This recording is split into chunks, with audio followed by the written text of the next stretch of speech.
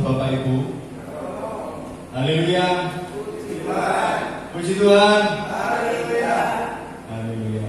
Syukur pada Tuhan kalau pada pagi hari ini kita boleh datang dan bersama-sama untuk memuji dan meninggikan Tuhan kita. Baik, kita akan angkat sebuah pujian Gusti kami dadi pangayom.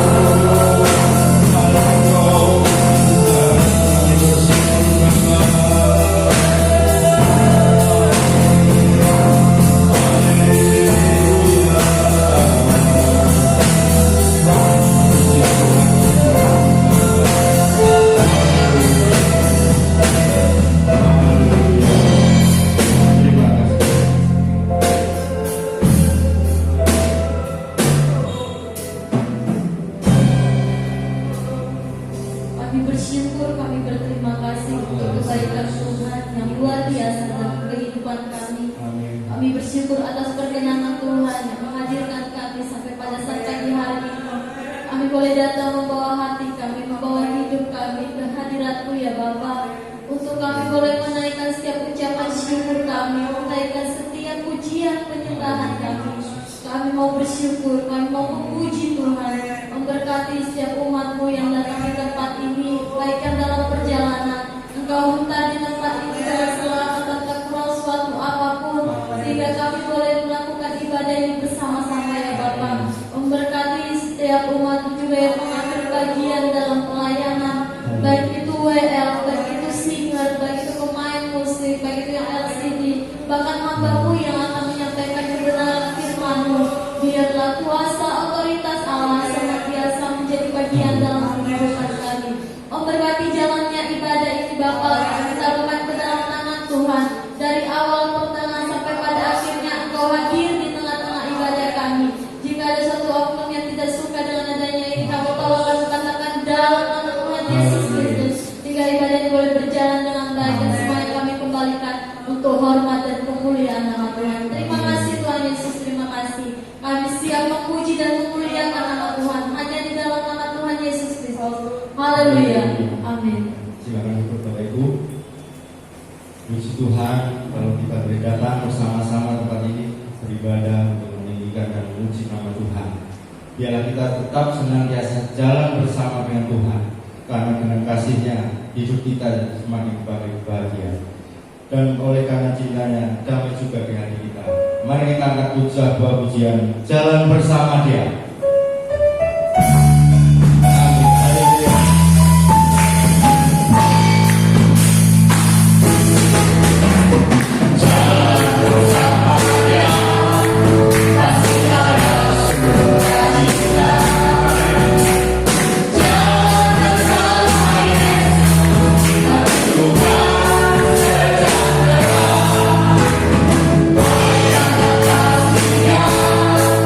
Hidup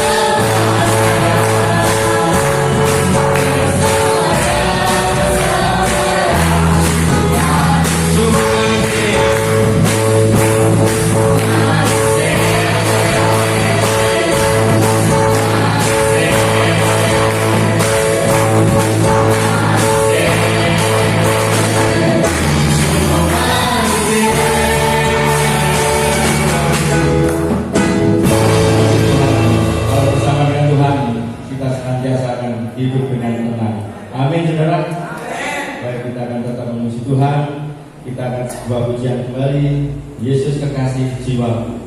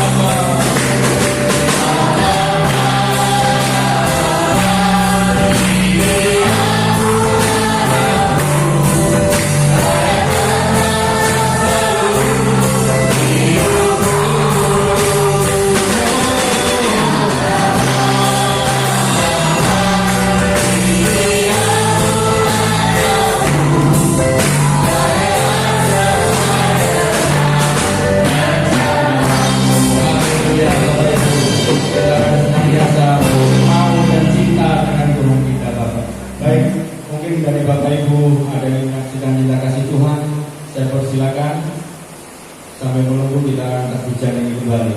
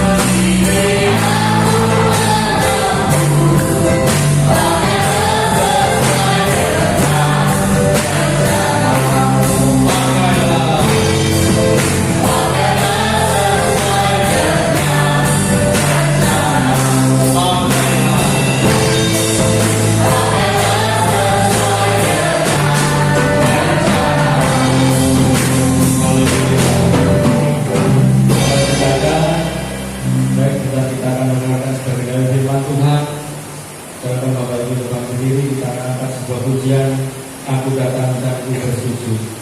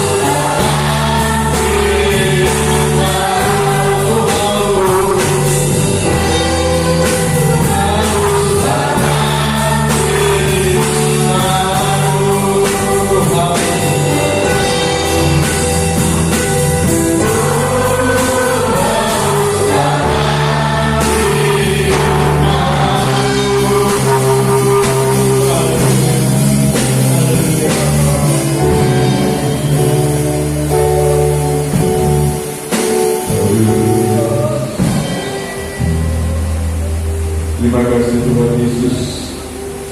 Terima kasih. Inilah yang menjadi kerinduan kami. Kami haus akan kebenaran firman-Mu Tuhan, dan biarlah firman-Mu, haleluya, tertanam di dalam hati kami. Kami buka hati kami Tuhan, di dalam nama Tuhan Yesus Kristus. Haleluya. Amin. Puji Tuhan.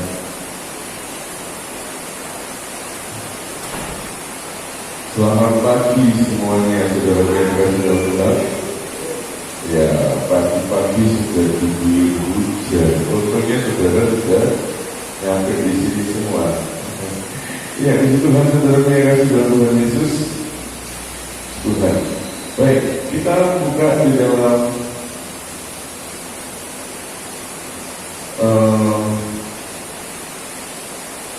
Ulangan pasal yang ke-32. Ulangan pasal yang ke-32.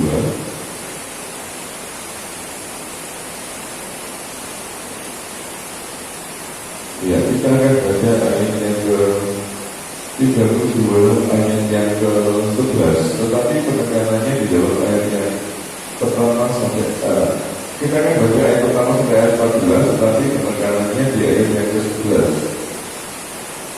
Ulangan pasal yang ke-32. Kalau sudah dapat, saudara bisa bagi berdiri semuanya. Kita akan baca ayat yang ke-11.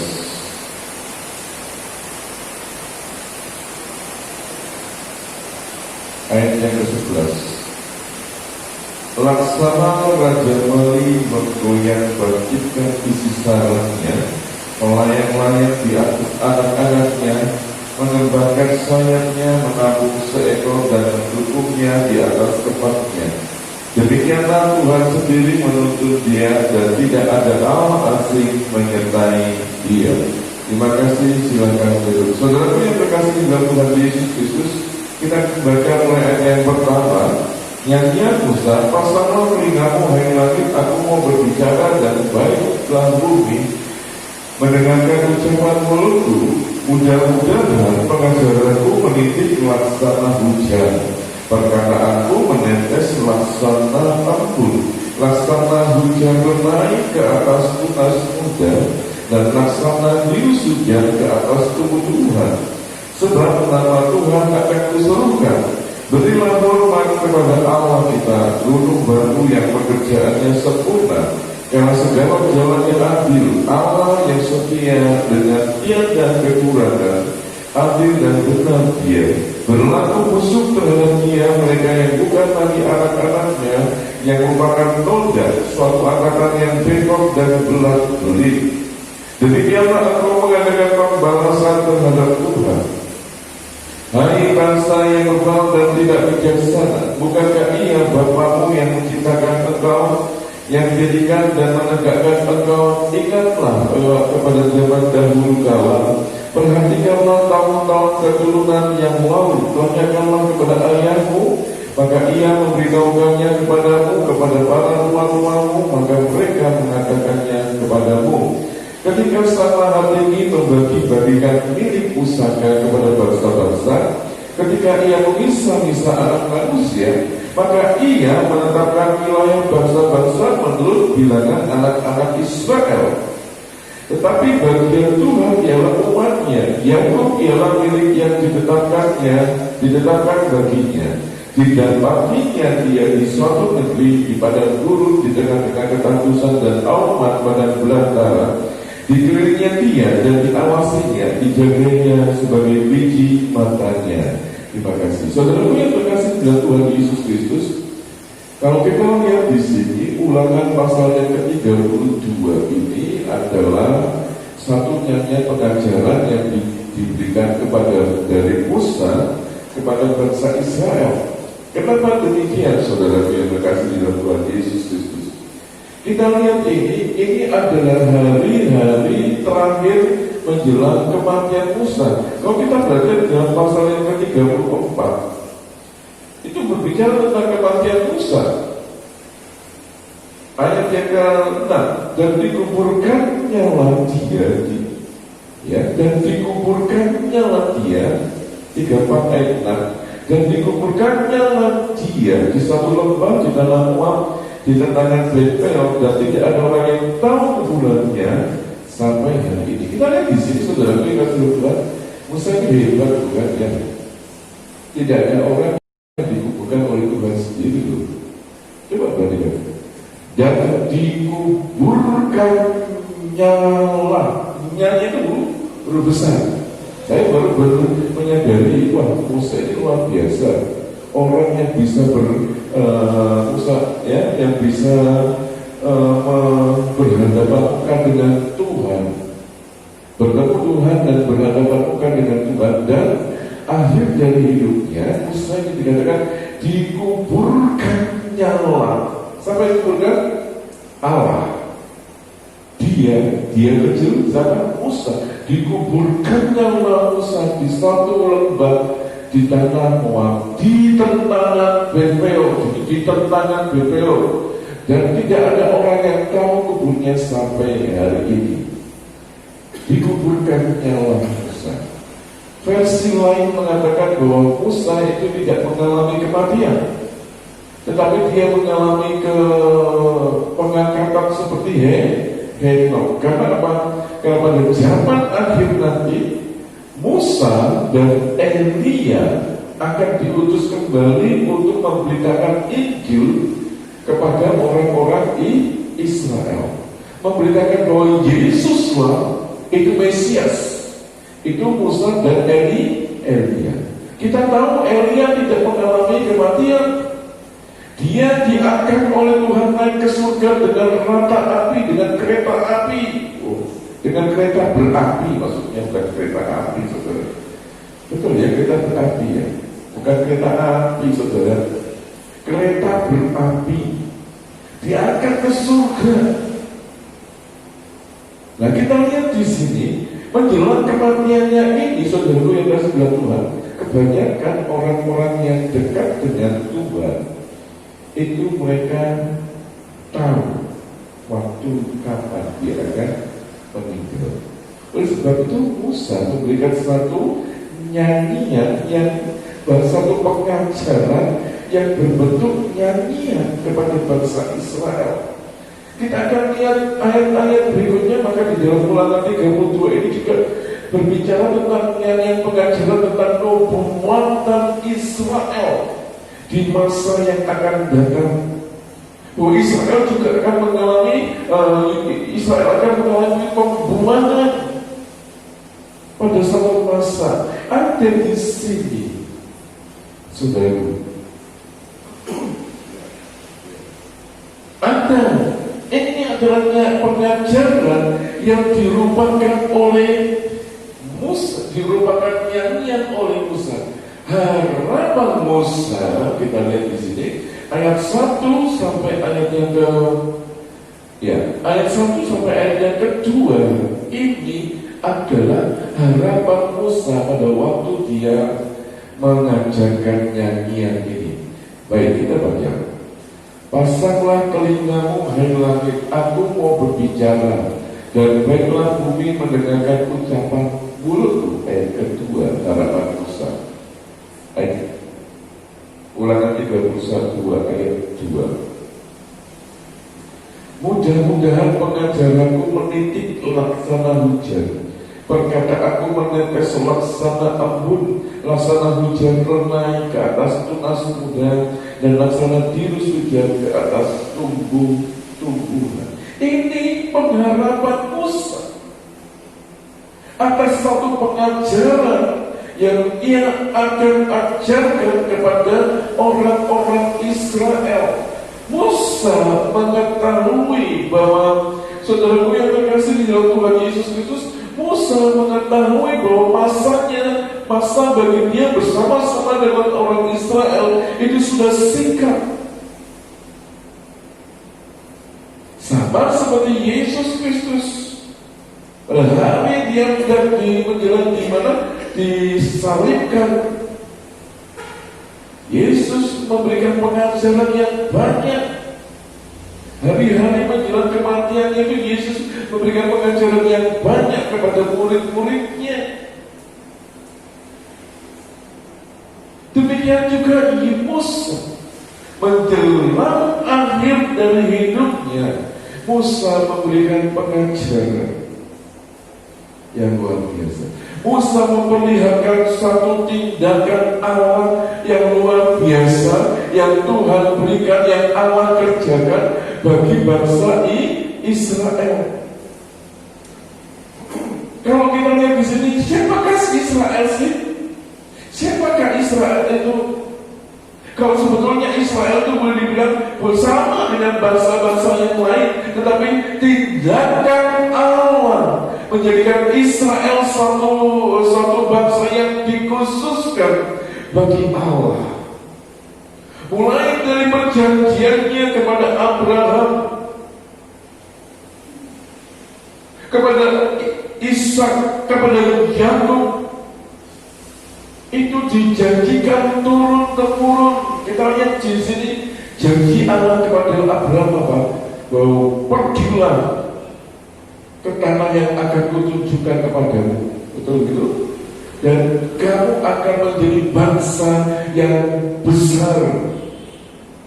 Bangsamu, keturunanmu akan kutunjukkan tempat di mana bangsa itu akan tinggal. Begitu. Dan sebagian dari perjanjian Allah sudah tergenapi. Sudah tergenapi. Kenapa demikian sudah tergenapi? Keturunan Abraham sudah menjadi bangsa yang besar. Keturunan Abraham bukan Israel secara rohani, memang Israel yang dipilih. Dari keturunannya Yakub yang dipilih. Tetapi kita lihat di sini ada juga bangsa Edom, ada juga bangsa-bangsa yang lain. Dari keturunannya Ismail pun juga ada sudah menjadi bangsa yang besar. Kita lihat di sini dalam yang terkasih di dalam Tuhan Yesus bahwa perjanjian Allah mulai digenapi. Dan kita lihat di sini pengajaran Musa yang berpanjang ini berkisar pada sikap dan tindakan Allah terhadap Israel. Ya, kemudian karena sikap dan tindakannya Allah Israel ini, maka akan membawa satu dampak pengaruh bagi Israel, pengaruh terhadap status dan kedudukan dan keadaan mereka.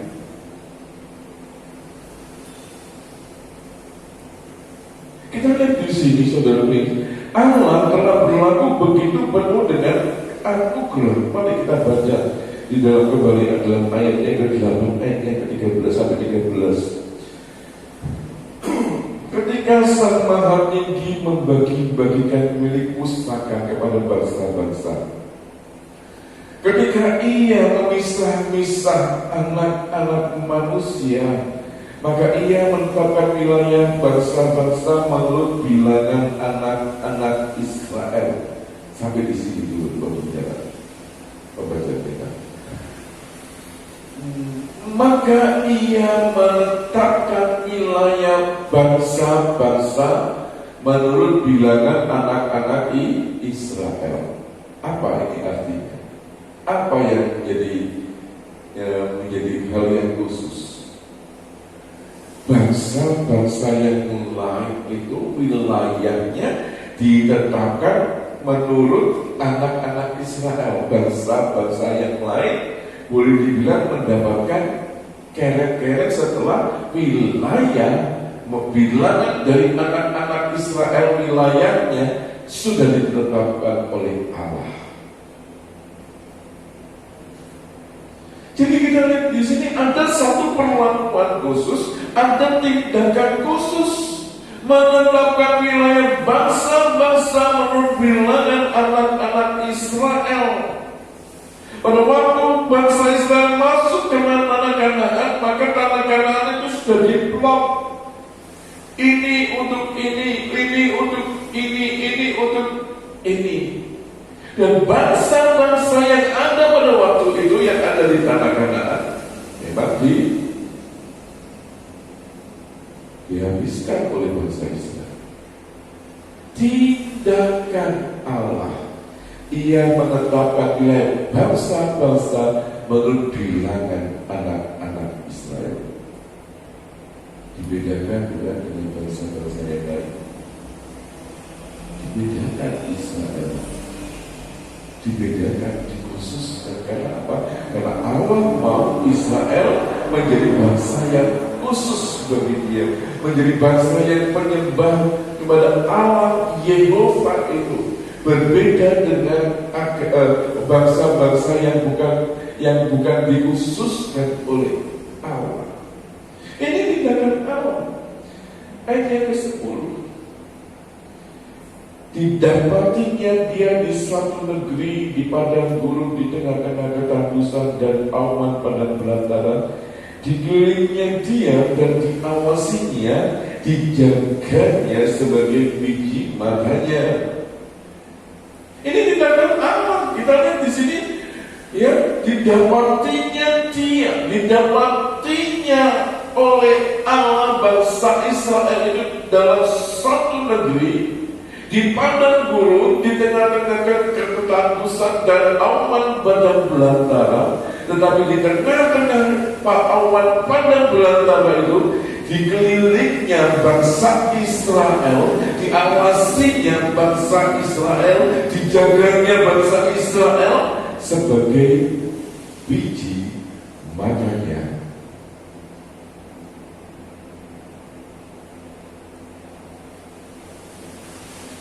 Sebagai biji matanya. Itu kedudukan Israel. Biji matanya Tuhan. Luar biasa.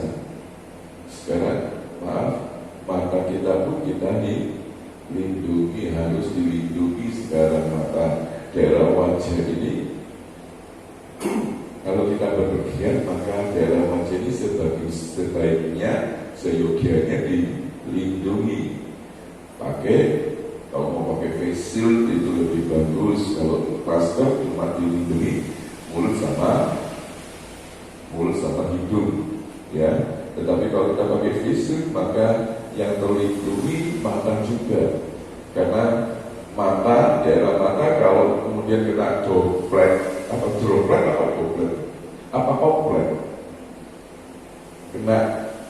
kena muncatan itu bisa jadi dan ketularan. Kalau orang yang muncat itu kena ada virusnya, gitu kan? Berarti kan diawasinya, dijaganya sebagai biji mata.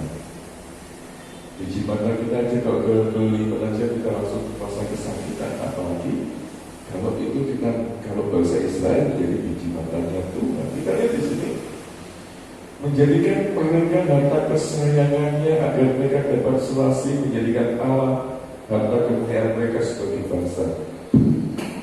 Lihat di sini saudara-saudara dalam Tuhan, Allah berlaku penuh dengan anugerah kepada bangsa Israel, ya, mengkhususkan mereka dari antara bangsa-bangsa yang ada. Kemudian ayat yang ke-10 itu menjadikan mereka sebagai biji matanya, menjadikan mereka sebagai harta kesayangannya.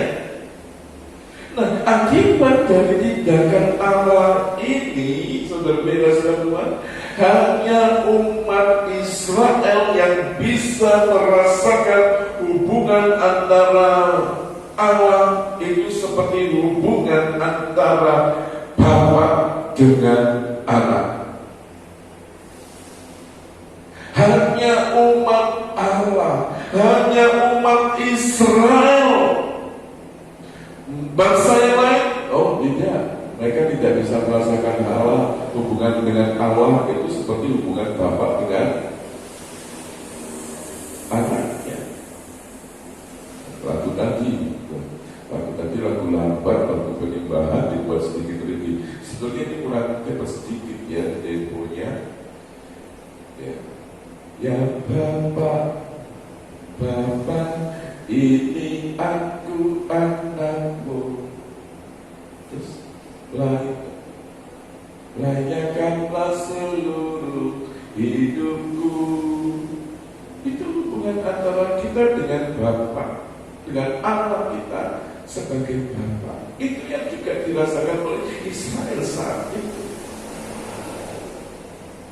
Karena dia sudah dikhususkan tindakan Allah, karena dia sudah dikhususkan, karena kemudian dia menjadikan bangsa Israel dijadikan sebagai harta kesayangan Bapa Allah, maka hubungan antara Allah dengan bangsa Israel bagaikan hubungan antara Bapa dengan anaknya. Dikatakan seperti ayat yang ke-11, seperti Raja Wali, laksana Raja Wali menggoyang bangkitkan isi sarangnya, melayang-layang di atas anak-anaknya, mengembangkan sayapnya, menaruh seekor dan mendukungnya di atas kepaknya. Demikianlah Tuhan sendiri menuntun dia, dan tidak ada Allah asing menyertai Israel atau dia.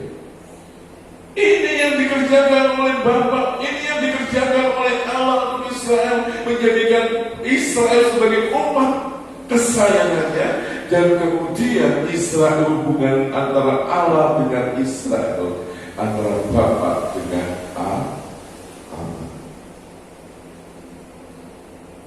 Memang kadang-kadang orang Israel, seringkali orang Israel tidak sadar bahwa hubungannya di mereka itu adalah seperti Allah dengan anak,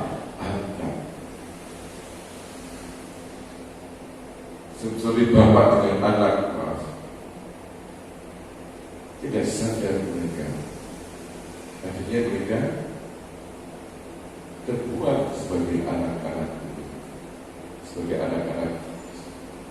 Tidak lagi bangsa Israel tetap menjadi bangsa perjanjian, tetapi karena mereka tidak mengakui Yesus sebagai Tuhan dan Juru Selamat, status anak itu diberikan kepada orang-orang percaya.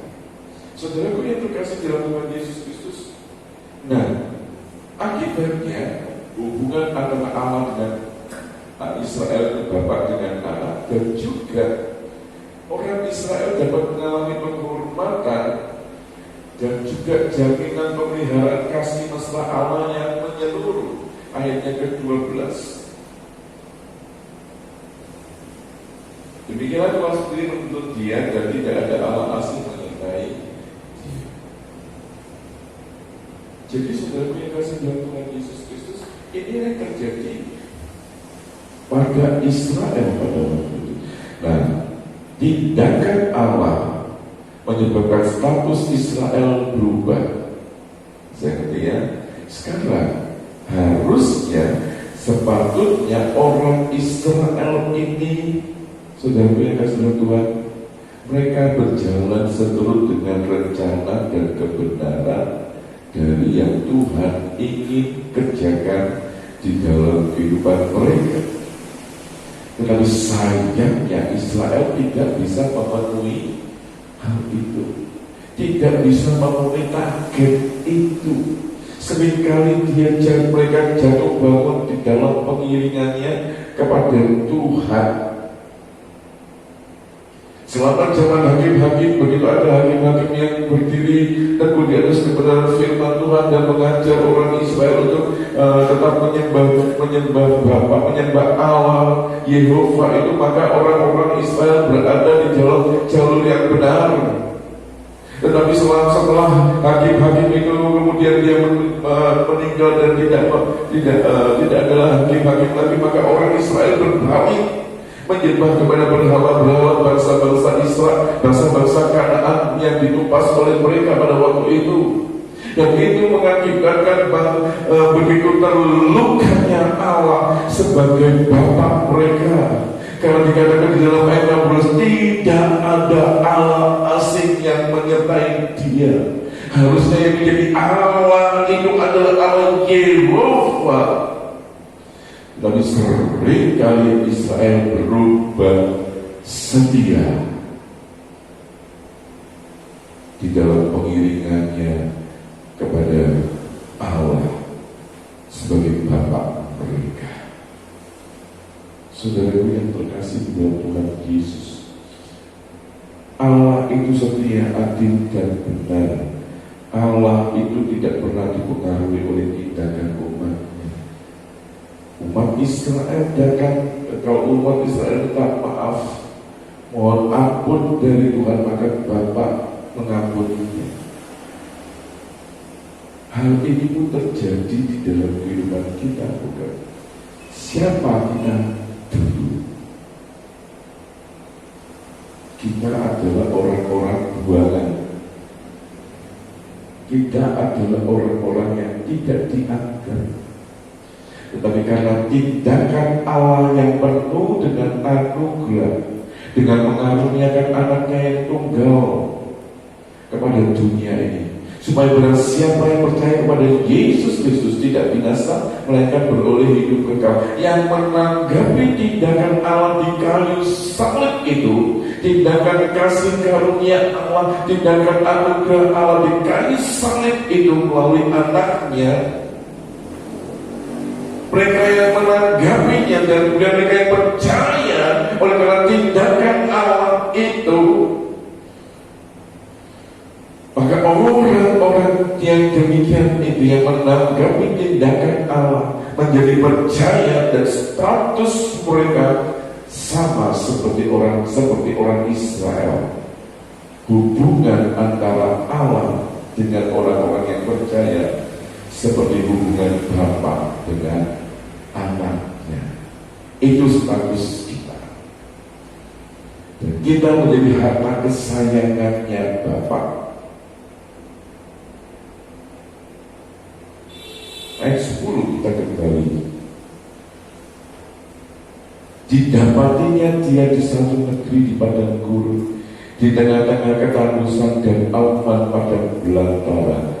Dikelilinginya dia dan diawasinya, dijaganya sebagai biji matanya.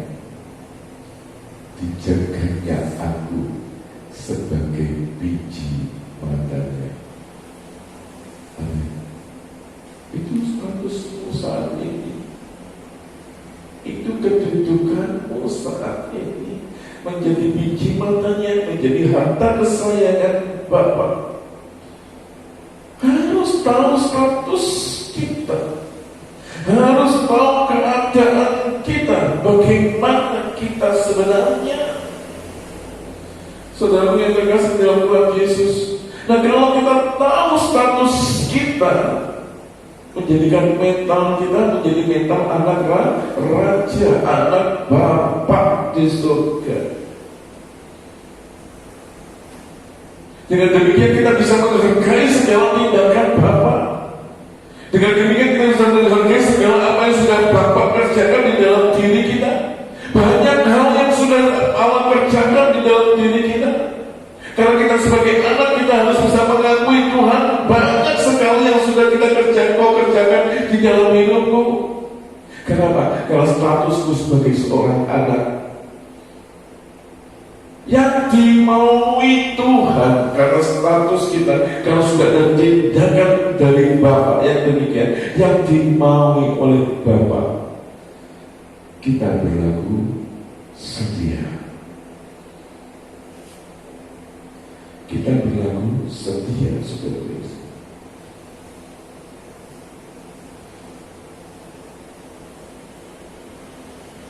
Setia. Loyalitas kita diperlukan hari-hari ini. Memang ada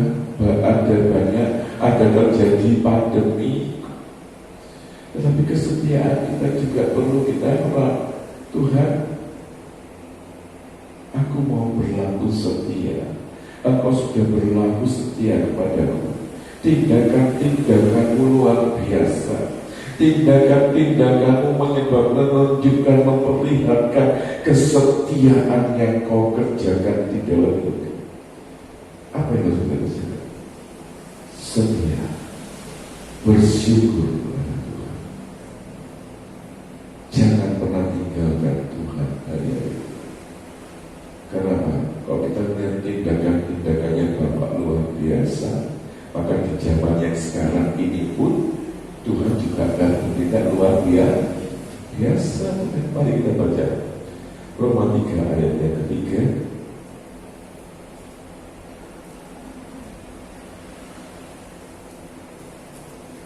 Roma 3 ayat 3 dan juga kemudian 1 Korintus 1 ayat 9. Roma 3 ayat 3. 1 Korintus 1 ayat 9 tolong disiapkan ini. 1 Korintus 1 ayat yang ke-9. Pemain musik kalau maju depan. Jadi bagaimana jika di antara mereka ada yang tidak setia? Dapatkah kesetiaan itu membatalkan kesetiaan Allah? Jadi bagaimana jika di antara mereka, di antara kita ada yang tidak setia? Dapatkah tidak setia itu membatalkan kesetiaan Allah? Tidak, karena Allah tetap setia. 1 Korintus 1 ayat yang ke-9. Allah yang memanggil kamu kepada persekutuan dengan anaknya Yesus Kristus Tuhan kita adalah setia. Ada satu lagu nama kan? Setia setialah, setia sampai mati, seperti Tuhan Yesus setia sampai mati. Apakah balasanmu untuk kasih setianya? Setia-setialah, setia sampai mati. Yang Allah mau inginkan kesetiaanmu. Mari hari-hari ini kita lebih setia lagi. Setia di dalam mengiring Tuhan, setia di dalam melakukan perintah-perintah Tuhan, setia juga di dalam beribadah. Puji Tuhan kalau kita bisa beribadah lagi, bukan? Maka setia. Mari kita nyanyikan banyak perkara, banyak yang kau perbuat di dalam hidupku, kita masuk dalam Tuhan.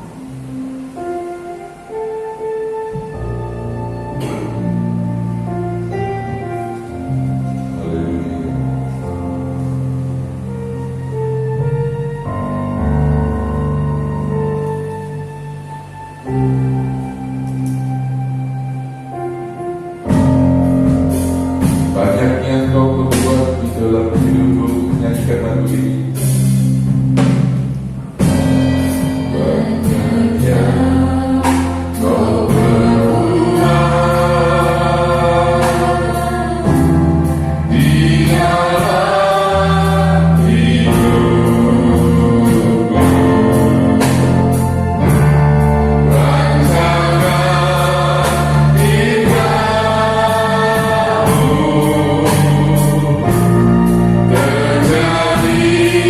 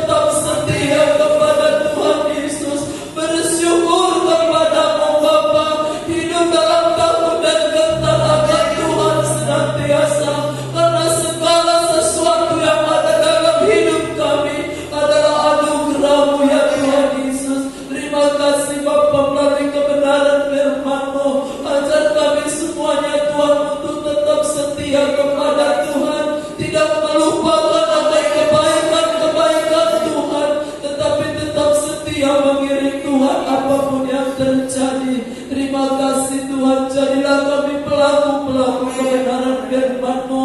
Roh Kudus meteraikan firman Tuhan dalam hati kami semua pada pagi hari ini, sehingga kami mengerti firman-Mu dan kami hidup dalam firman-Mu. Terima kasih Tuhan Yesus, terima kasih. Berkati juga hamba-Mu yang sudah menyampaikan kebenaran firman-Mu. Kasih karunia-Mu juga turun ke atas kehidupan hamba-Mu. Terima kasih Tuhan, dalam nama Tuhan Yesus Kristus. Terima kasih Tuhan Yesus, terima kasih Tuhan. Dan kami semua akan pulang dengan membawa berkat yang daripada Allah Bapa, Putra dan Roh Kudus, yaitu berkat dari Tuhan Yesus Kristus. Tuhan Yesus memberkati engkau, menyertai dan melindungi engkau. Tuhan Yesus menyinari engkau dengan wajah-Nya, memberikan kasih karunia-Nya. Tuhan Yesus menghadapkan wajah-Nya kepada engkau, sedang memberikan damai sejahtera-Nya bagi engkau sekalian. Berkat ini boleh kami terima di dalam nama Tuhan Yesus Kristus, yang menjadi Allah dan Juru Selamat kami. Haleluya.